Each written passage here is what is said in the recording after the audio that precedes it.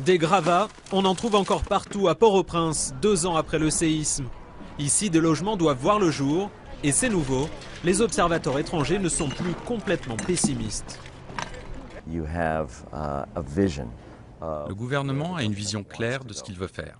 Ça, c'est crucial. Deuxièmement, les dirigeants sont là pour communiquer cette vision aux gens et les motiver. Et troisièmement, il y a une volonté politique d'agir au nom de cette vision. 500 000 personnes attendent toujours un toit. C'est beaucoup, mais mieux qu'au lendemain du séisme quand plus d'1 million dormait dehors. Une fissure mineure.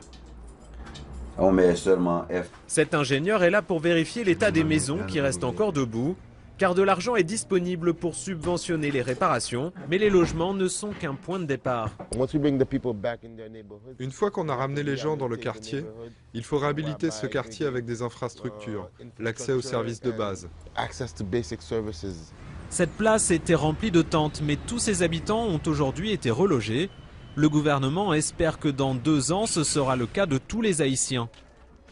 Cette reconstruction est financée par les dons étrangers. Pour la suite, ce sera au faible État haïtien d'être à la hauteur. Le problème en Haïti aujourd'hui, ce n'est pas simplement la reconstruction après le séisme, ni l'épidémie de choléra. Tout ça, c'est arrivé dans un pays structurellement en échec, un État faible, une administration appauvrie, une économie à l'arrêt. Ce sont des problèmes qu'on ne peut pas résoudre du jour au lendemain. 2 ans après, Haïti reste profondément marqué par le séisme et l'île reste le pays le plus pauvre des Amériques.